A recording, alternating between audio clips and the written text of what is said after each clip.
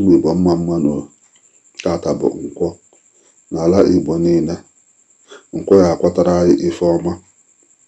N'ụbọchị tata, anyị na-eweta ilu nke na-ekwu sị, ọ dịghị mma iji iwe ihe mkpi mere wee zọjie nne ewu ụkwụ. Ọ dịghị mma iji iwe ihe mkpi mere wee zọjie nne ewu ụkwụ.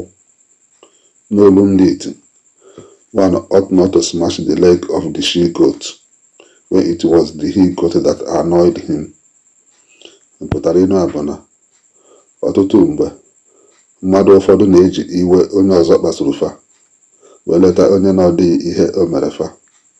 Mgbe ọnọdụ dị otu a dapụtara, ndị Igbo na-ajụ ilu nke na-ekwu sị, ọ dịghị mma iji iwe ihe mkpi mere wee zọjie nne ewu ụkwụ, wee chịkọta ya bụ okwu.